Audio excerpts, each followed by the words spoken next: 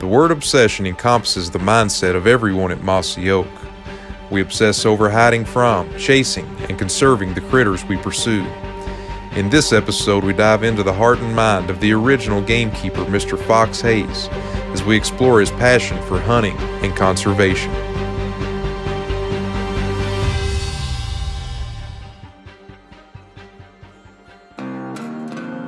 This is The Obsessed. Well, I've been very fortunate in my years here. My daddy loved to hunt, and I had two brothers that liked to hunt. So my hunting career, I was born in 30, started in about 42. I had to play second fiddle to my oldest brother. I used to have to cry when he'd get to go hunting and I'd have to stay home. I tell you, I hope that in my life I instilled in Toxey and Neill and Daniel the love of the outdoors and what fun it is to be out there in the woods and with nature and in practicing good conservation. And so it all leads up to just a very good life for me. You know, it's amazing. Every year teaches you more as you get older. A little more wisdom, but you know, worked so hard all my life, and I've been so obsessed with outdoors and hunting and fishing, and you know, having a place to go and take the family and take the friends. And, worked so hard at having a good place, finding a good place, going hunting, and then the older you get, and especially in the later years, going with Daddy kind of teaches me what it's really all about. I'm having so much more fun these days than actually hunting myself by getting the place ready, taking people, taking the boys, see them take their friends, and even above all else just about is seeing Daddy enjoy it, because he is just, he was always known as the master woodsman of all his friends and all those people when I was a little kid, and he loved to hunt. And it was quail hunting, rabbit hunting, squirrel hunting, deer hunting, turkey hunting, duck hunting, all of it. And he still just loves it. So this season we've hunted, I don't know, I've probably been with Papa 4 or 5 times this year, and I think the first 3 times we went, I don't think we saw a single deer.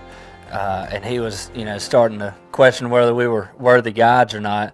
We'd been, and we're just not seeing much. And up until a few days ago, we went out and we went to one of our favorite spots. And out of nowhere, this really beautiful, tall rack 9-point just shows up out of nowhere, standing 60 yards away. And Papa sees him first. He says, "Hey, Neill, there's a deer in front of us." So I get on him. Papa's gun is in the corner, so it's taking him, a little while to get his gun up in the window. It's not a real easy blind to move around in because it's such a tight blind. And so the deer comes across the field real quick, and he stops on the edge, and he jumps up in a tree and licks a limb or whatever branch where a scrape is, paws the ground a few times, and he's right when Papa gets his gun up, the deer just walks in the woods, and and he was, I don't know, we needed another 10 seconds and that deer was going to get shot, and it was right there, perfect in front of us, but he just slipped in the woods and we weren't able to kill him, and he never came back out. You ready, Papa? You bet I'm ready. You bet I'm ready. Bringing it forward to yesterday, we went over across the road from the cabin, place that I love to go. For some reason, I was over there once this year and didn't see a deer. And the next time, of course, the wind was a little wrong. And the next time I went, I saw a couple of does, but this time the wind was just right. It was out of the northwest, and we all got bundled up in the shooting house. Had a rather uneventful first hour. Sat there, and I don't know exactly what time it was, but we'd been there about an hour. It must have been around 4 o'clock. Toxey punched me and said, "Daddy, I hear him over there and the rest are coming this way."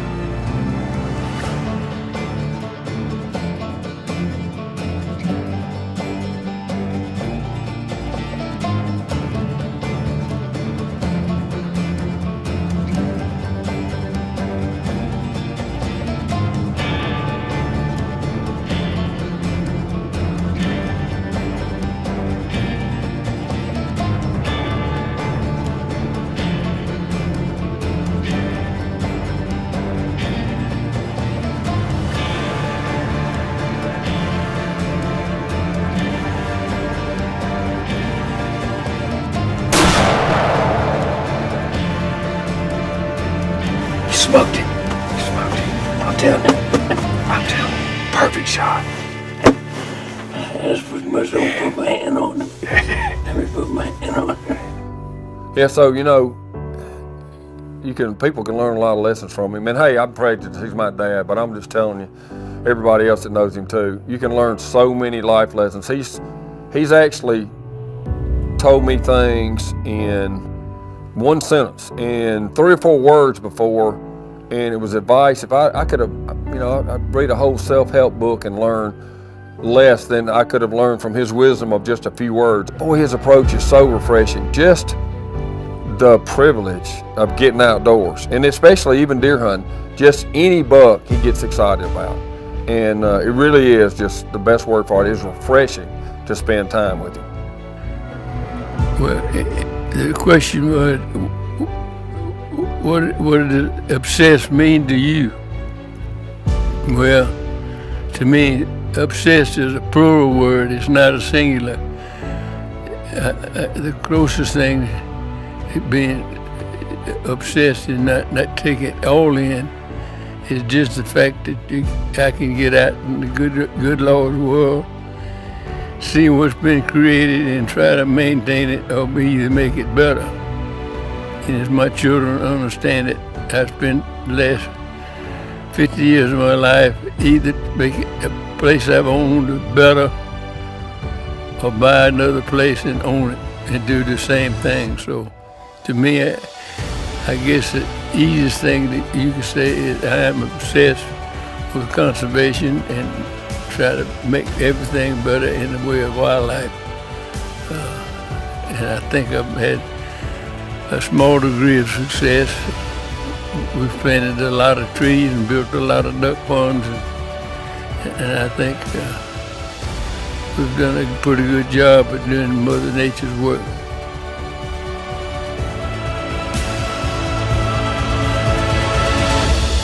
I am Fox Hayes, and I am obsessed.